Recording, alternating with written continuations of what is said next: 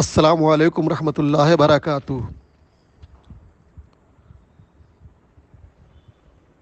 مسلم الثبوت کا صفحہ 5 ہے۔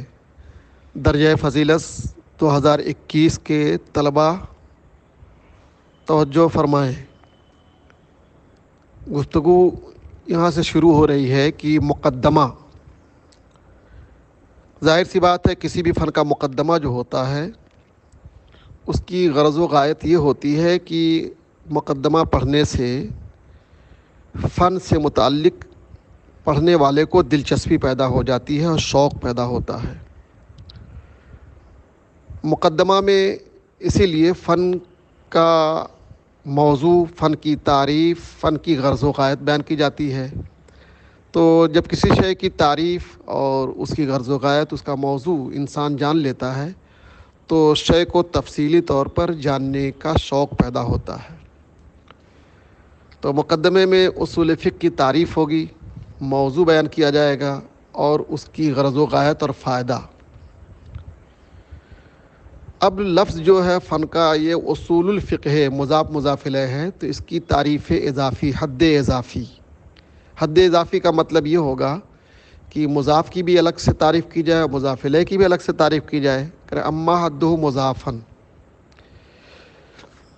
تو اب اصول جمع ہے اصل کی، تو اصل کی تعریف پہلے کریں گے، بعد میں فقہ کی تعریف کریں گے۔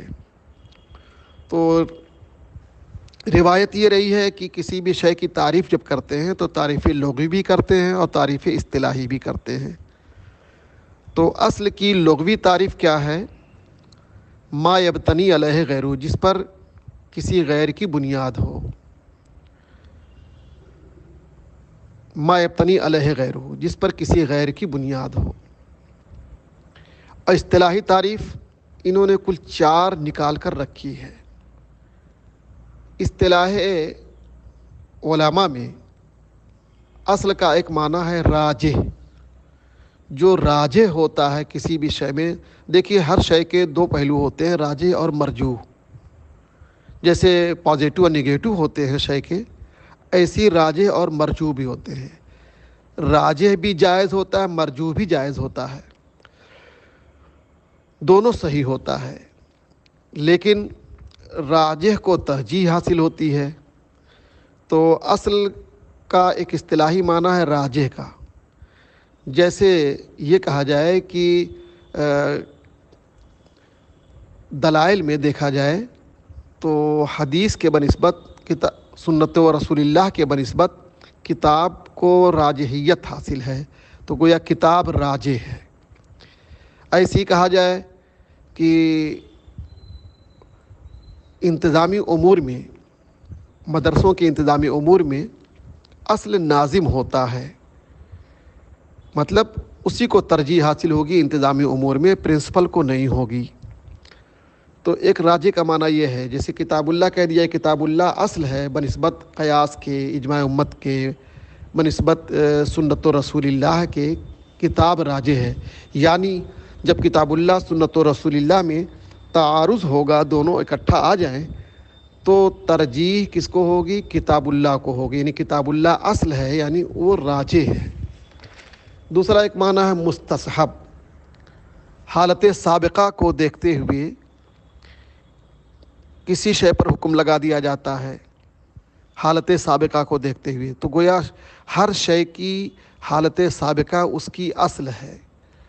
جیسے پانی کی اصل طہارت ہے، مطلب پانی جب پیدا کیا گیا تو پاک بن کر ہی پیدا کیا گیا، پاک کی حالت میں پیدا کیا گیا۔ تو گویا پانی کی اصل یعنی حالت سابقہ اس کی کیا ہے؟ طہارت ہے۔ تو بول دے جاتے پانی کی اصل تو پاک ہی ہے۔ انسان کی اصل کیا ہے؟ مٹی ہی ہے، یعنی انسان اصل میں یعنی حالت سابقہ اس کی مٹی تھی۔ کیسے؟ حضرت آدم کو مٹی سے پیدا کیا گیا۔ تو ایک معنی تھا مستصحب پر بولا جاتا ہے، اصل کا اطلاق اصطلاحاً مستصحب پر اور راجح پر، 2 معنی ہوا۔ ایک تیسرا معنی اصطلاحی ہے قاعدہ۔ قاعدہ ایک ضابطۂ کلیہ ہوتا ہے جس کے تحت بہت سارے جزیات آتے ہیں۔ قاعدہ کہتے ہیں ایسے ضابطۂ کلیہ کو جس کے تحت بہت سارے جزیات شامل ہوں، داخل ہوں. جیسے فاعل کی اصل کیا ہے، یعنی فاعل کے لیے کیا قاعدہ ہے؟ مرفوع ہونا. تو اب جتنے بھی فاعل ہوں گے وہ سب کے سب مرفوع ہوں گے. مفعول بہ کے لیے قاعدہ کیا ہے کہ وہ ضابطۂ کلیہ کیا ہے؟ منصوب ہونا.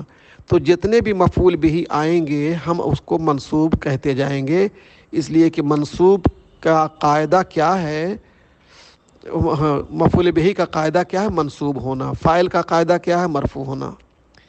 یہ تیسرا معنی ہو گیا. اب چوتھا معنی اصطلاحی دلیل. دلیل کے لیے بھی اصل کا اطلاق ہوتا ہے اصطلاح علماء میں. جیسے اس مسئلے کی دلیل کیا ہے، اس مسئلے کی اصل کیا ہے؟ کتاب اللہ ہے کہ سنت رسول. طہارت فرض ہے تو اس کی اصل کیا ہے؟ قرآن مجید کی کوئی آیت ہے یا حدیث متواتر ہے یا اجماع امت ہے یا قیاس ہے. وطر واجب ہے تو اس کی اصل کیا ہے، یعنی اس کی دلیل کیا ہے کہ وطر واجب ہونے کی دلیل کیا ہے؟ دلیل قرآن سے ملے گی یا حدیث سے ملے گی. تو آپ وہ یہ سمجھیے کہ اصول فقہ جو بولا گیا یا بولا جاتا رہا ہے، یہاں اصول سے مراد کیا ہے؟ ادلہ ہے. یہی چوتھا معنی اصول فقہ میں جو اصل لفظ ہے یہی معنی معتبر ہے. یوں تو چار معنی آپ کے سامنے بھی ذکر کیے گئے، اصطلاحی چار معنی ذکر کیا گیا. ایک معنی ہے راجح، دوسرا معنی اصطلاحی مستصحب ہے، تیسرا معنی اصطلاحی قاعدہ ہے، چوتھا معنی ہے دلیل. اب شرح مختصر الاصول ایک کتاب ہے علامہ ابن حاجب کی.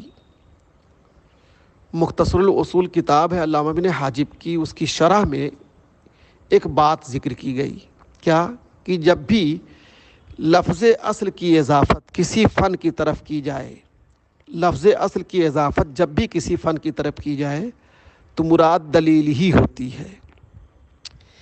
مراد دلیلی ہوتی ہے، یعنی اصول النحو ہو یا اصول الفقہ ہو یا اصول الحدیث ہو. اصول الحدیث اگر ہے تو حدیث کی دلیل، اصول الفقہ ہے تو فقہ کی دلیل، یعنی فقہ کی اصل کیا ہے. اصول الحدیث ہے تو حدیث کی اصل کیا ہے؟ حدیث کی اصل ہے قول رسول، تقریر رسول، فعل رسول. اس طریقے سے تو اصول الحدیث یا اصول الفقہ یا اصول النحو، اصول الصرف جب بولا جائے فن کی طرف اضافت ہو گئی تو اصول کا معنی کیا ہوگا؟ ادلہ ہی ہوگا، مراد دلیل ہی ہوگی. بعض محققین نے کہا ایسی بات نہیں ہے، بلکہ اصول کی اضافت جب کسی فن کی طرف ہو تو اس سے مراد قاعدہ ہوگا. بعض لوگوں نے یہ بات کہی. یہ بات کس نے کہی؟ ملا امان اللہ بنارسی. انہوں نے کتاب لکھی ہے محکم الاصول، اصول فقہ میں. تو ملا امان اللہ بنارسی نے اپنی کتاب میں یہ لکھا کہ اصول کی اضافت، اصل کی اضافت جب کسی فن کی طرف کی جائے تو اصل کا معنی ہوگا دلیل اور اصول ہو گیا تو جمع ادلہ. اس پر ملا محب اللہ بہاری ناراض ہو گئے کہ ملا امان اللہ بنارسی نے یہ غلط بات کہی ہے، وہ بندہ سمجھ ہی نہیں پا رہا ہے.